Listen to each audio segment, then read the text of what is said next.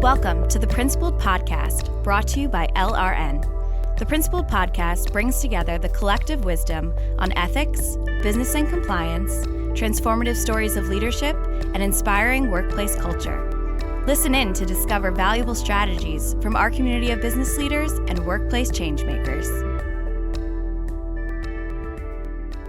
Generative AI is on the agenda of most every company right now. Business leaders are grappling with how to use it in products, services, and in workflows. Managers and their teams are wondering if AI is coming for their jobs. Regulators are trying to wrap their arms around it as potential for misuse is really high. If you're concerned about corporate ethics, culture, and compliance, what is your role in the responsible development and deployment of AI-oriented business initiatives? Hello, and welcome to another episode of LRN's Principled Podcast. I'm your host, Jen Üner, Strategic Communications Director at LRN and a co-producer of this podcast. Today, I'm joined by Dr. Seth Dobrin, Ph.D., and President of the Responsible AI Institute. We're going to be talking about responsible AI, what that means, and how business leaders can move forward in this rapidly changing landscape that is surely as monumental a shift as the invention of the internet. Seth Dobrin is a real expert in this space. Until September of last year, he was the Global Chief AI Officer at IBM and has a prolific work history in digital strategy and data science in places like Monsanto and Motorola. Dr. Dobrin, thanks for joining me on the Principled Podcast. Yeah, thank you very much for having me. I really appreciate it, Jen, and I'm excited about the opportunity to talk to you and your audience. Yeah, we are excited too. So you have been at the forefront of the AI discussion since I've been paying attention. First, tell us a bit about yourself. Yeah, thanks for that. When we look at where AI is today, it's still very nascent. And a lot of people in this field don't have what you would think would be a regular degree for AI. So my background is actually in human genetics. So my Ph.D. was in human molecular and statistical genetics. And this was at the tail end of the Human Genome Project. And I'm self-taught in this field because part of what we had to do was we were generating what was a tremendous amount of data back then. And we had to figure out how the heck do we analyze and process all of this data. And so that's when we saw the rise of things like R and Python and a lot of the base machine learning and statistics that go under what we think about as AI today. I kind of still continue to apply both parts of my degree, both the genetics as well as the data science, if you will, across startups, across some of those multinationals that you mentioned, and in academic situations. And eventually, as you mentioned, I wound up at Monsanto, where I led the data and AI portion of their digital transformation, which is seen as one of the most successful digital transformations to date. And then I moved over to IBM to become their global chief AI officer and worked to define what their overall strategy was across the business, kind of help with implementation across research, across consulting, and across software, as well as help many of IBM's biggest customers, which are basically the Fortune 1000, figure out how do they develop strategies and implement those strategies to get real business value. And then I left, as you mentioned, IBM in September to become the president of the Responsible AI Institute, which is a member-based nonprofit focused on creating assessments that align to global standards, and these standards are all harmonized. And so think like ISO, IEEE, UCAS, depending on what part of the world you're in. That is so necessary. I think actually that kind of clarity of thinking is going to be really valuable for business leaders moving forward. So I can't wait to see where that goes. So moving on, Thomas Friedman, I don't know if you saw that piece. Thomas Friedman recently had an opinion piece in the New York Times where he says, we as a society are on the cusp of having to decide on some very big trade-offs as we introduce generative AI. In that article, he cites LRN's founder, actually, Dov Seidman, and he likens our potential missteps with AI to those with social media. He says there's a failure of imagination when social networks were unleashed, and then a failure to respond responsibly to their unimagined consequences once they permeated the lives of billions of people. We lost a lot of time and on our way in utopian thinking that only good things could come from just connecting people and giving people a voice. We cannot afford similar failures with artificial intelligence. That was a really long quote, but I think it gets to kind of a really important issue that the stakes do seem higher this time around than even with social media. What's your take on this? Do you see a correlation to societies and governments' handling of social media, first of all? Do you think there's a correlation there? Yeah, absolutely. In fact, I actually go a little further and I say there's a direct correlation, especially with generative AI, to where we were with the internet in the late 90s and early 2000s, right? The internet started as the wild, wild west, started with no security, no safety. And it wasn't until we implemented that security and safety that we broadly started seeing enterprises adopt and transact on the internet. And we're at a similar position with generative AI, where there is no safety or security, and we need to think about what that will look like. Now, moving on to social media, I think he's spot on, and I've been quoted as that on podcasts and major media networks saying essentially the same thing, right? We missed the boat with social media in terms of getting the right handle on it, not making the assumption that humans only do good, because we know they don't. And in fact, all of the bad things we think, or most of the bad things we think about as AI, are really just mirrors of society, because AI models are trained on the past decisions of humans that are instantiated in data. And especially these generative AI models, they're trained on very large data sets, often the whole or significant parts of the internet. And they're just mimicking back the way humans behave on the internet, social media, Reddit, things like that. And in fact, it really is a reflection of how we have a society have failed ourselves and really driven inequity and a lack of inclusion through things like the internet. And we see this divided world that's a direct result of not having appropriate regulation, not having appropriate controls, and allowing companies to treat us as humans as products, right? That's essentially what these social media companies do, is they monetize us as humans. And we've allowed that. We embrace it as a society, in fact. Yeah, it makes me think about move fast and break things, right? Friedman argues against that, in fact, and it sounds like you do as well. I'd like to kind of talk about the trade-offs that we make between sort of that freedom and that open approach versus that controlled and regulated approach. This is kind of your area of focus, right, with the Responsible AI Institute? Yeah, I mean, I think there's still a place for some version of move fast and learn from it. I don't know that I would go so far as to say break things, but move fast and learn from it and adjust. But in the context, this is where the challenge is going to be for us in the context of regulation. And to the point we made before, both social media and the internet, we said we'd regulate ourselves and we failed miserably at that. And so we can't make that mistake today. Now, we have to remember that governments move very slowly. Even the EU AI Act, which is not in place yet, was just moved from working groups that were defining it to the European Parliament. If we look back at GDPR, the General Data Protection Regulation that the EU implemented last time, even after it was regulation, they gave people 2 years to comply with it. We don't have 2 years. The rate this field is moving, 2 years is too late. And so in that gap, how do we make sure we implement this correctly? And then also remember that the US, there is no legislation even in process, right? There's things that have been proposed in committees, but none of them have moved out of committees yet. And so how do we provide that level of protection and prevent this move fast and break things mindset when we're implementing this technology? And I think to your point earlier, that's where an organization like the Responsible AI Institute can help. We build what are called conformity assessments, which basically, as I mentioned in the intro, allow organizations to align the AI systems, and could be generative AI systems as well, to globally recognized standards like ISO that, oh, by the way, the regulators have pointed to and said, as we start implementing the regulation, these ISO and other standards are a good way to understand if you're going to comply with the regulation.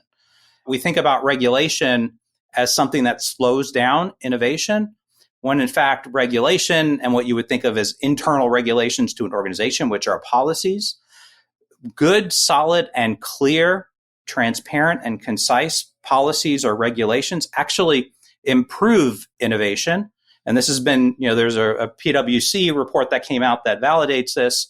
Organizations that have good AI regulations actually get more innovations and get AI into production faster because everyone is aligned as to what is permissible and what is not permissible. So the innovation that occurs in value-added things instead of things that will get stopped or will cause harm in the long run. That goes so much to what we do and what we study also at LRN. You need those sort of external validators, right, as a measure of trust so that you can move faster. With ISO, with SOC 2, there are other kinds of things that you can point to. And then what you're saying about on the internal controls, internal side, it's really about aligning around those shared values. And this is how we're going to do it. And this is why we're going to do it this way. I think that does lubricate business, like for lack of a better term. It does help streamline processes when you have that sort of working framework. Yeah. And I think one of the gaps that's often seen in organizations that are trying to do this right is there's not a system of accountability within an organization. So as I used to say, or I still say when I was at IBM, is, who's the person that's going to be wearing the orange jumpsuit if something goes wrong? Or who's the person that's going to have to sit down with the New York Times reporter or the Financial Times or Wall Street Journal reporter and explain why something went wrong for the organization? And then who's the person that's responsible for each individual system? And in fact, this relates to something that was just announced today. And I know the podcast's not going out today, but today is May 9th, that the IAPP, the International Association of Privacy Professionals, has started an AI governance effort to make sure that privacy professionals, who seem to be the de facto person who's wearing that orange jumpsuit, if you will, if something goes wrong, are trained in AI and understand AI regulations, understand the intricacies of AI, how it's different from traditional data privacy. And so this is a huge step forward to have a professional organization like IAPP start building training, start helping privacy professionals figure out how to do that. And I've had the honor of I'm part of the governance board for that. That's really interesting and really good to hear. I think a lot of it does lean into that data privacy topic, because so much of it is shared content models. And then, of course, there's all the privacy issues depending on what you're putting into the machines as well to get answers. That's actually really interesting. We're definitely going to be looking into that. One of the things that I was going to say about that too is you're talking about who's going to wear the orange jumpsuit and who's responsible in the organization. One of the things that we've noted also is the DOJ is actually looking to create greater accountability throughout the organization on any kinds of breaches or misconduct. So it's interesting because the potholes get bigger with AI since there are so many unknowns. It's going to be interesting to see how the DOJ ultimately responds to some of these things, although they're definitely using regulation as a parameter and not just good governance. Yeah. And if you look back to similar kind of activities, even beyond the internet, right? I mean, if we look at things that we consider important to public health, if you will, and I almost see this as a public health issue, we have regulatory bodies like the CDC, the FDA, the USDA, the EPA that regulate governmental organizations that are responsible. And most countries have similar governing bodies. We need something like that for AI. It's that important. It's as much ingrained in society today as food is, as medication is, and agriculture is. And this is an important topic that we need to get serious about as a society and as citizens of the world. And we're still just kind of figuring that out just from an internet standpoint. Yeah, we haven't figured it out yet. No, we haven't. To nerd out for just a sec, since you're immersed in the tech world, I was going to actually quote one of my former colleagues, Dr. John Underkoffler. He's also a Ph.D. from MIT, very much interested in spatial computing and the spatial operating environment, and collaborated with Steven Spielberg on the film Minority Report, just, really about what next gen tech could look like. But one of the things that he always said that I thought was really, really interesting was that we don't really have AI yet. It's just machine learning. Because for him, AI had something to do with some kind of intelligence and not just, I guess, rote learning and spitting things back. And, that there would be some potential sentience as you get into the word intelligence. He just always said it was a misnomer. And I would love to get your take on where we are. Is there still really, truly that bifurcation? Do you see these things coming together? Where are we on that? Yeah, I mean, I agree 100% with him. I mean, AI is pretty much a marketing term at this point, right? It includes a whole lot of things, including machine learning. Some people call rules symbolic learning, and they lump it in with machine learning. And even these large language or generative AI models, things like ChatGPT or Stable Diffusion, those are just machine learning. They're a part of machine learning called deep learning, which is, you've probably heard of neural networks. So that's all just machine learning. And as I alluded to at the beginning, it's just taking information that's out there in the world and regurgitating it. It is not truly AI. We often talk about the difference from where we are today to what Dr. Underkoffler is referring to. What he's referring to is what we talk about as general AI or sentient AI. We're nowhere near that. We've been saying we're going to be there for 50 years. We're probably closer today than we ever have been, but I think it's still going to be another 50 years. Good. So maybe I'll miss it in my lifetime. Your kids and grandkids won't know. Yeah, exactly. Sorry, guys. As long as we're talking about seminal folks in the world of technology, famously, the godfather of AI, Geoffrey Hinton, who was working in machine learning since the 1970s, he resigned from Google last month after a decade working there on AI initiatives, ostensibly so he could speak more freely about the risks. You know, since our audience is 100% about risk mitigation in their organizations, they might point to things like GDPR and other data privacy and even copyright law as sources of protections that are already in place. But what do you think ethics and compliance leaders should be looking out for when it comes to risk? And if Geoffrey Hinton's jumping out to talk about risk, what is your take on that? And what can our people, ethics and compliance folks, what can they be doing policy-wise or workplace culture-wise to help their companies?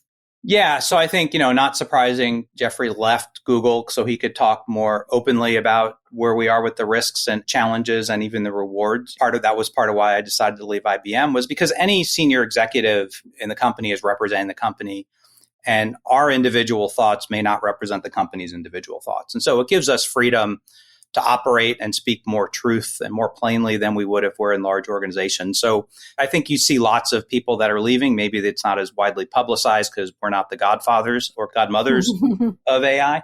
But I think it's important that privacy professionals in organizations and people who care about ethics and things like that identify for their organizations. And IBM was actually the first large company to do this. What are our ethical principles around AI? So what are the things that we are absolutely not willing to do? So have a transparent to your employees in the world. What are the things you're just not doing? For instance, at IBM, we said we're not going to create general facial recognition tools that can be used for things that we don't approve of, such as mass surveillance, and be very clear and be very bold about them. Have a ethics governing body that actually has teeth. And so, again, IBM was the first company that we know of to set up an AI ethics board that was commissioned by the board of directors for the company. It had teeth. It stopped projects. It resulted in large contracts not being presented to clients because they didn't align to our ethical principles. And so I think it's important as professionals and leaders in this space that we take a stand for our company. We provide a stand for our company. So what is our position on this? And we have a way to make sure that the company adheres to that. And where we get these kind of fuzzy areas, there's an escalation process where people could say, COVID's a great example. IBM said we weren't going to do facial recognition. COVID came, and you needed to do facial recognition for mask detection. Now, that's a fuzzy area because how you do that facial recognition is important. Do you do it on a mass surveillance concept where you can kind of look in broadly and then identify people?